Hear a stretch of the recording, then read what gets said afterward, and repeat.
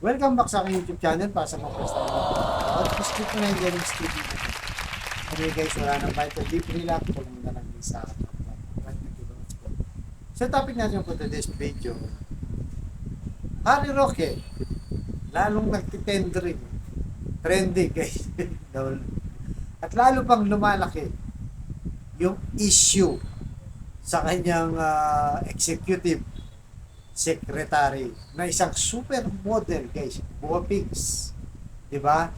Guapigs na kanyang ginawang secretary. Kaya talaga ngayon lalo pang nagbabiral. Sabi dito, Executive Secretary Harry Roque at dating Executive Assistant na si A.R. de la Serna trending. Ito matapos madiskubre ng Presidential Anti-Organized Crime o PAOK Commission on Appointment Paper ni de la Serna sinalakay na Pogo Hub sa Porac, Pampanga. Yan guys, kasi marami talagang nagtatanong, di ba? Paano nga ba napunta yung dokumento? Sinasabi naman ni Harry Roque guys na dati niya tauhan. Inamin naman niya dati niya tauhan. At baka daw nakitira lang dyan sa Pogo Hub, di ba? Pero nakakapagtaka dito, paano siya makakatira doon? Eh, di ba, sa Porac nga ngayon, yung mayor nga, sinasabi niya, hindi sila nakapasok. Kaya hindi nila na-check ng mabuti kung, di ba, na-check nila mabuti kung may kriminal o wala. Hindi nila alam yon. Kaya nga nung sumabog yung balita, nagkagulatan naman. Tapos yung tao ni Roque guys, nakapasok, tumira pa nga daw. Paano nangyari yun? O dahil ba, di ba, kung naalungkat yung mga dokumento, itong si Harry Roque pala guys, siya yung consultant or legal counsel abogado ng Whirlwind na kumpanya kung saan yung Pogo Hub doon sila nagre-rent.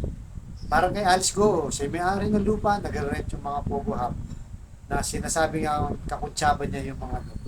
Ganito rin dito. Ito naman, ito si Roque, siya yung abogado, legal counsel ng mismong paupahan na yan. Ay, mismong may-ari ng lupa ng Pogo Hub dyan sa Pampanga. At sabi pa niya guys, dinipensahan niya na yung model na daw yun, kasama niya bilang isang secretary, executive secretary nga kung saan siya pumunta. At siya pa mismo nag-sponsor nito. Ibig sabihin, siguro kung walang income, yung model guys, siya yung nagagaranti na, na babalik itong si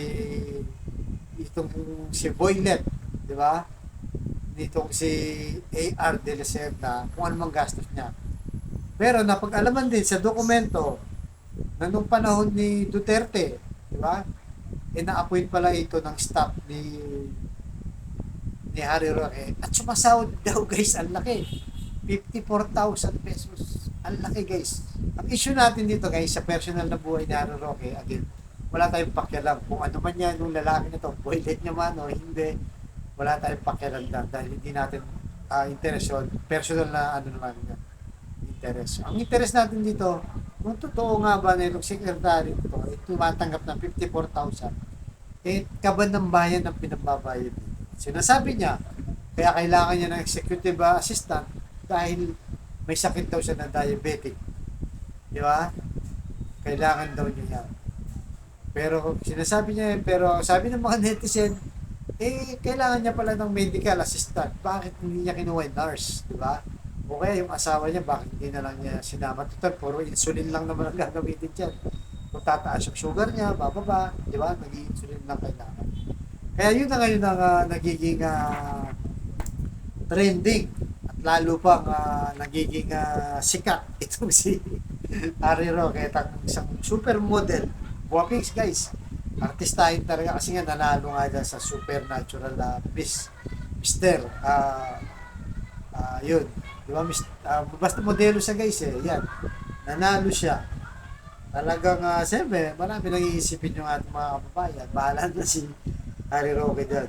So kasi nga guys, Ah, so sabi kasi nila pagka executive secretary mo, actually kahit hindi ka abogado, kailangan kilalang kilala mo yung tao at napagkakatiwalaan.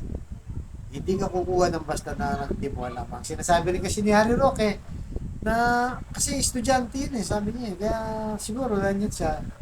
Pero paano siya ma-appoint na estudyante kung paano siya naging estudyante kung na-appoint na siya bilang executive secretary at nagtrabaho na siya sa Malacanang pa mismo, di ba? Kasi spokesperson itong si Harry Roque. Kaya ngayon guys, nasasangkot pa itong si Harry Roque dahil sa Pogo na yan. Di ba? Alam naman natin na kaka-raid lang yan. Marami pang pwedeng mabulat-lat ang gobyerno natin yan. Napakaraming nakuha. Mga torturer, di ba? Mga human trafficking sa mga iba't ibang bansa, yung mga na-recruit nila. Prostitution, natagpuan din yung mga uniform ng mga PLA, di ba? Yung mga army ng Chinese guys.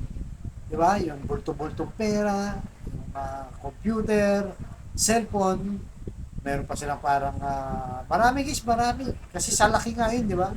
10 hectares yun, 47 na building. Kaya ngayon patuloy ang investigasyon. Patuloy naman deny itong si Harry Roque na kung saan, di ba, kaya pala sabi ng netizen, pinagtatanggol niya itong si Alice Go, yung pala, parang may connection din siya sa Pogo. Dahil nga, isa sa mga may-ari ng Pogo na yon, di ba, ng lupa na kinatatayuan ng mga Pogo Hub, itong Lucky South 99, namumuo pa sa Whirlwind na kumpanya ay kung saan siya yung abogado at legal counsel. Kaya abangan natin to guys. Marami pang mga dokumentong lalabas at magpapatunay na talagang parang may link itong si may kinalaman si Harry Roque sa kumpanya yan. Pero hindi natin sinasabi guys na ano sa Pogo kasama. Pero tingnan na natin. Hintayin na lang natin yung PAOK kung anong investigasyon ng kanilang mga yan. Ang malinaw lang dito at ang tanong ng bayan, bakit nandun yung mga dokumento, di ba, ni Harry Roque? Kasi ibig sabihin yung certificate kung saan nagagarantiya sa naging sponsor, hihingi ba siya ng ayuda sa kanyang hawak na kumpanya para doon sa boylet na yun, di ba? So, abangan natin guys sa mga susunod na araw kung ano pa yung mabubulgar kay Harry Roque. Alright guys, hanggang dito lang po. Thank you very much.